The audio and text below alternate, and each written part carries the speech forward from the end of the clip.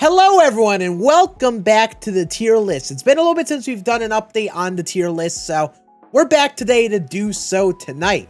We have a few new cards from set 2, but since we are about 10 days from the end of season 2, I want to start discussing types of positions and players you should be looking to replace in season 3 and start to get an idea of which cards in season 2 you should be giving a try, because now that we're in the back end of season 2, I think it's valuable to try set 2 cards that you could use in season 3 instead of sticking to the set 1 cards that you've been maybe using the entire time. So let's not waste any time and let's go to the show zone and go to our tier list. Oh, I should mention with show zone, make sure you check out the link in the description for all of the most current tier lists. Maybe you're watching this in the past and you want to see what my current tier lists are. All of them are going to be in the link in the description. Also, check out Showzone for the other neat things like the merch that we have that I'm wearing right now and other cool things with the pro subscription. Make sure you use code Scann when you're buying a merch or getting any sort of pro subscription with Showzone. They have a lot of great things on here. But let's go to our tier list and talk about our catchers. And to start us off with catcher, a lot of people might be rocking Carlos Santana still, or maybe JT Realmuto, or I've heard people even liking Kensuke Kondo still. But I think catcher is one of those positions that gets a little bit of help in season 2. Joe Mauer is the guy for most people. Obviously, not everyone can get Joe Mauer, though. So I don't think people actually have him too often. Though Mike Napoli, I think, is still great and definitely him. But also, you could go for the newer Carlos Santana if you like the other one. Maybe you want to try someone different like Will Smith, who I highly recommend.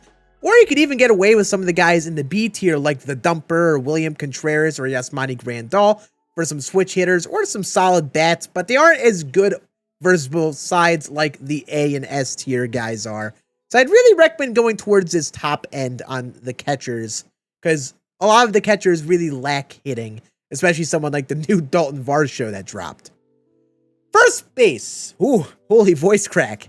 And I like Babe Ruth. I've been using him in Murakami a good bit, but I think I'm going to end up moving on from Babe Ruth. I don't think I'm going to wild card him, but he would not be a bad card to wild card at first base because you're getting maxed out power and contact.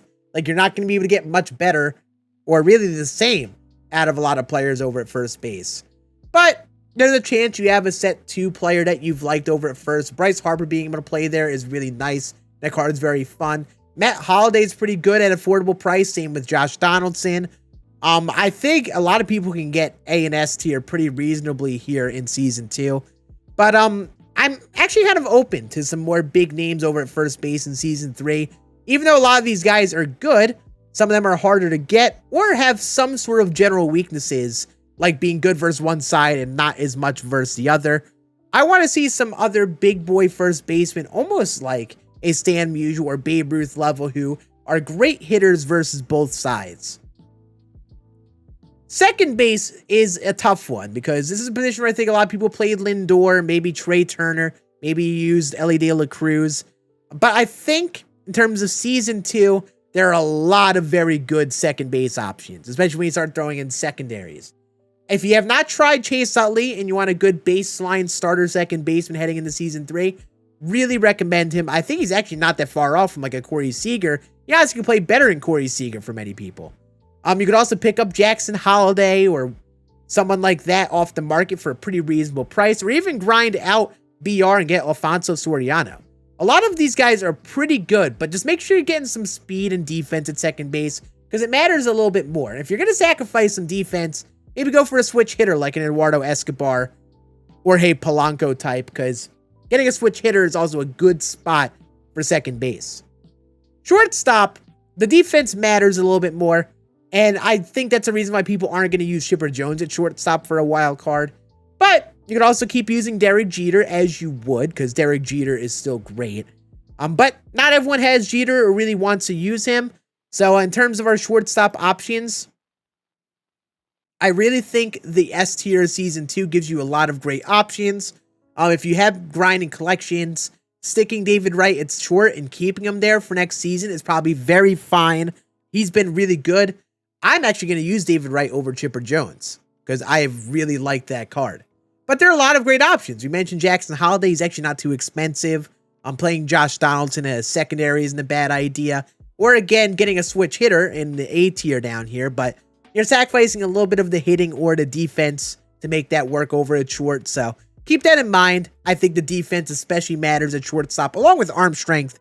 Make sure you're getting good arm strength over here when you're choosing those middle infielders. And I think in terms of these guys, Correa for the World Series program isn't bad if you want someone to grind for this season to send us off. Or maybe you want to start saving up some stubs and get someone like a Donaldson, Jackson Holiday, and throw them at shortstop. But past that, honestly, I think there'll be some good options in Season 3 with some different exciting names. If it's anything like Season 2, I think there should be some fun ones, but I guess we'll see. Third base. I think this is a position that a lot of people are going to stay locked in with Chipper Jones. It's been like the guy everyone's been telling me they're going to wild card, but not everyone likes Chipper like me. Not everyone has Chipper Jones, so we got to keep that in mind. I really still am sold on Josh Donaldson. I highly recommend him for a not too hard to get option. This card mashes and is very affordable, or you just get him for getting XP from playing the game over time. And I think third base is one of those positions where an S tier guy is where it's at. These guys have good enough hitting and honestly aren't too hard to get. Even saving up a little bit of stubs for someone like a Brandon Crawford, Justin Turner is a pretty good route to go. But again, I think there could be some big boy power third baseman. Look at the primary third baseman. We really just had Longoria and Donaldson and Justin Turner, and of course David Wright. That was really it in terms of the best. So there could be some big primary third baseman coming here in Season 3, which can make that pretty fun. But I think this is going to be a position people end up wild carding. If you're doing so, you probably don't need to worry too much about third base unless you want to slide someone like Chipper Jones to short. The outfield now. Season 1 had a lot of great center field options, like Tatis playing in center would have been fine. I think he was able to play center.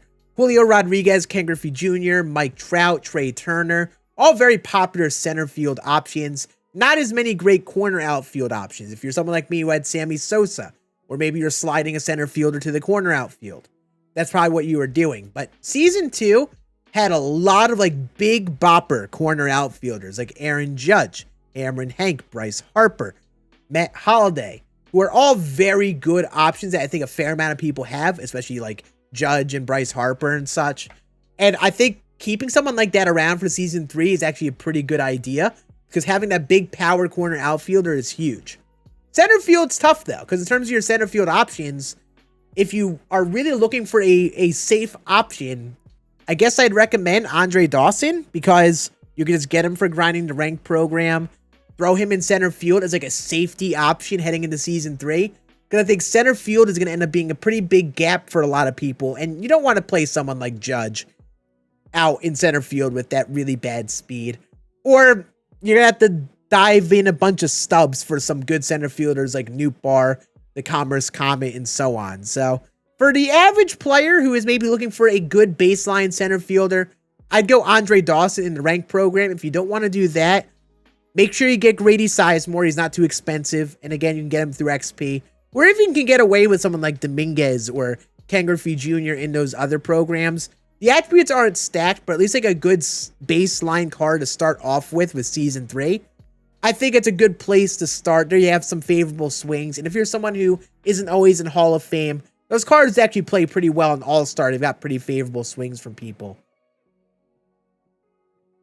But I'd recommend getting a nice corner outfielder if you have not, whether it's Judge or Matt Holliday or Dr. Smooth. There's a lot of good corner outfielders this season that I'd really recommend. Going to the pitching side, this is a position where I don't think people are going to wild card. The only time I'd recommend wild carding someone is if you really liked someone from Season 1 and you really don't have starting pitcher depth, because having that ace is definitely valuable. So for me, I guess someone like a Roki or sometimes Bob Gibson for people could get the job done. But I don't know, it just doesn't feel like enough for me personally. I don't think any of them were good enough for me to face or from my use to warrant wildcarding him. Season 2 had only a couple of those ace level pitchers like Nolan Ryan, Randy Johnson if you happen to grind them. But they added a good amount of depth for the lower end. Not as many aces. A lot of like middle to back end of the rotation starters like the Chris Sales, Kershaws, Paxtons, Verlanders, who aren't dominant in most cases, but could be very solid starters that might not end up being your ace. So, Season 2, if you've not grinded some stuff to get someone like a Bobby Miller for some starting pitcher depth, maybe get some team affinity done for like Lance McCullers or Jacob deGrom, maybe get some monthly awards done for Framber, I would recommend getting some starting pitcher depth if you have been using Season 1 guys, because having the depth options to start off the season with are nice because you never really know with Season 3 dropping what level of pitchers we're going to get. We could have a season like this where it gives you some more depth in the rotation, or maybe you'll get some content like Season 1 where there are a few ace level pitchers to get, and those become the guys people want. It's kind of tough to tell the pacing of the cards that we get, but I wouldn't bank on wild carding or the wild card being much of an impact. It is just one pitcher at the end of the day. So I'd still go and get some 97 lower end 99s from Season 2 and give them a go. And finally, the bullpen. I think this is the easiest position to transition from with Season 1. The only players really liked were like Diego Castillo, Hader a little bit, Eric Gagne, and Devin Williams. And honestly, a lot of those guys have already phased their way out of teams. Luckily, Season 2, we had the 2 free 99 overalls with Kimbrel and such. That's already 2 free-to-earn relievers that could be better, along with Mariano Rivera, Goose Gossage. You can even go the route of Rob Dibble if you really want some depth, or you don't like one of those guys. I think most teams at this point should have at least 3 guys in the S tier to be like their go-to relievers, and then you can expand on that depth in the bullpen and dip into that A and a little bit of the B tier. Season 2 has a lot of those good options, thankfully, and you really can't go wrong with anyone in that top part of the list. Just keep in mind, though, I think the S tier guys should be the guys that you go for as your closers. Yes, definitely including Brandon Crawford. That's a joke. I'm entirely joking. He's definitely not a pitcher I'd really recommend using. He's an F tier guy, but hey, he could be a fun guy to use, I guess. And before we send this off here, I want to show you the God Squad. I am currently setting off this season by using a Future Star team. I made this video last night using this Future Star team on the channel here. In case you don't know, I do a series called Late Night Scan now, where I play ranked games uncut, talking strategy or just MLB The Show content. And I tried this team out, and I'm going to probably use this team to send off the season because a lot of these Set 1 Future Star cards phase out. And honestly, they've been really fun. But this is what the current God Squad looks like. I was thinking of wildcarding Mike Trout. I decided to sell him so I could get some more of those Future Stars and use them. I'm going to try Willy Adames, get a nice middle infield option. I might end up moving him over to short because I like Derek Jeter, but I do want to mix it up and not only use Derek Jeter all year. I got him parallel 5 now. And you look at my team, the only real concerns is center field, trying other middle infield options for the fun of it, maybe DH at some point, and first base. First base, I don't think I want a wild card Babe Ruth, but he honestly could make a good case for being a wild card with the maxed out attributes. We'll kind of see what I plan on doing. But yeah, I mean, for someone like me who hasn't been that great with Chipper, like he's been all right, but I just have not been nearly as good as I should be with this card.